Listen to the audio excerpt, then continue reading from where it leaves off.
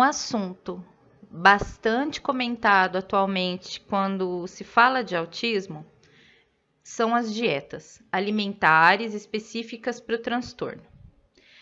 Nesses slides, nós vamos ver quais as dietas que são mais populares entre os casos de autismo, se funcionam ou não e por quê. Sejam bem-vindos. A dieta mais popular entre os pais responsáveis por crianças com transtorno do espectro autista é a dieta SGSC, que significa sem glúten e sem caseína. Caseína está presente no leite e nos seus derivados, tá? Então, a dieta sem lactose.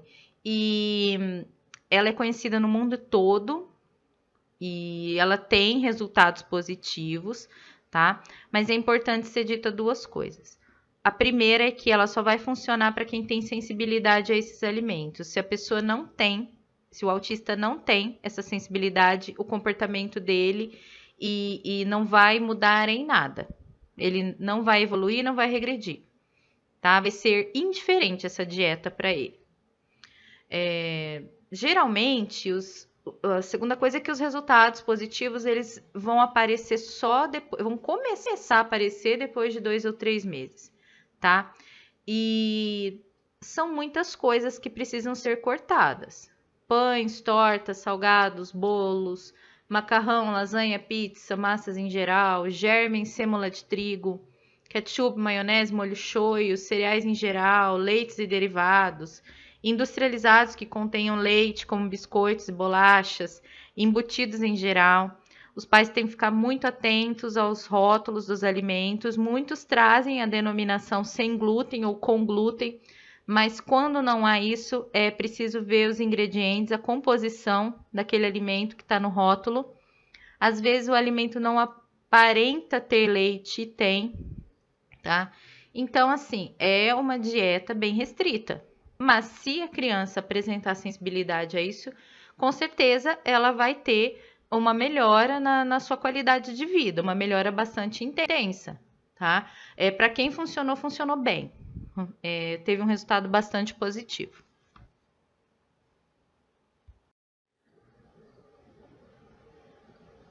Então, para substituir os alimentos que são cortados da dieta sem glúten e sem caseína, você pode substituir a farinha de trigo pela de milho, de linhaça, de amêndoas, de castanha, de coco, de aveia.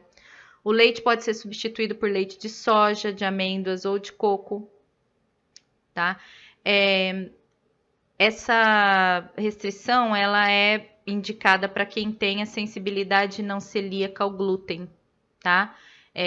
Nessas pessoas, quando elas consomem o glúten, elas têm diarreia, sangramentos e dor.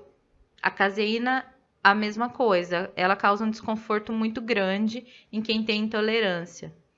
E claro que isso piora muito os sintomas do autismo, tá? Então vai funcionar caso a criança tenha.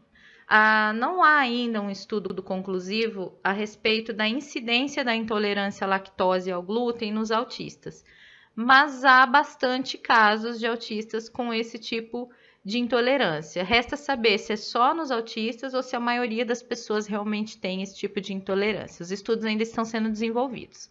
A gente tem que ficar de olho.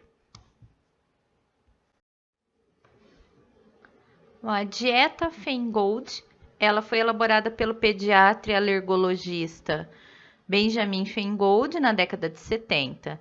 E esse médico cortava os alimentos industrializados com corantes, conservantes, aditivos artificiais, com muito açúcar, com muito sódio, e também os salicilatos, que estão presentes em frutas, como a maçã, na cereja, na uva, estimulantes, como a cafeína. Então, essa dieta, ela visa diminuir a hiperatividade da criança autista, porque a hiperatividade é uma característica de muitos que têm o transtorno do espectro autista. Só que essa dieta, recentemente, sofreu uma crítica, né? Os estudos são citados na nossa apostila de estudo, de que não há comprovação de que a retirada desses alimentos, principalmente dos salicilatos, diminua a hiperatividade, tá? Então, assim, como os sintomas são muito variados, em algumas crianças pode funcionar, mas em outras crianças não. Mas ela foi bastante contestada, essa dieta, tá? Embora ela tenha sido usada desde a década de 70 para crianças com transtorno do espectro autista. A criança com autismo, ela pode apresentar o que a gente chama de sensibilidade sensorial. Então, nós temos os 5 sentidos e para cada um desses sentidos, ela pode associar alguma textura que ela não gosta. Por exemplo, um cheiro de um alimento faz com que ela não coma aquele alimento. O gosto ou a textura na boca de um alimento. Então, teve um caso de uma criança autista, né, que não gostava de tomate cereja, porque um dia ela comeu, ele explodiu na boca dela, ela não gostou da sensação e nunca mais ela quis comer o tomate cereja. Então acontece isso, dela colocar na boca, ela não gostar, ou ela sentir o cheiro, ela não gostar, ela pegar um alimento e não gostar da cor, daquilo que ela enxerga, tá? Do barulho que aquele alimento faz, e isso vai restringir bastante a alimentação dela, porque ela pode ampliar também isso para outros alimentos parecidos, tá? Às vezes a criança tem dificuldade de mastigar, para deglutir, coordenação motora, tudo isso pode influenciar também que uma criança não queira determinados alimentos. Então, para facilitar a alimentação dessa criança, é importante manter uma rotina, horários, local e utensílios tem que ser os mesmos, limpeza, organização, tá? Um lugar tranquilo, um lugar calmo, sem muitos estímulos ou fatores que irritem ela, tá?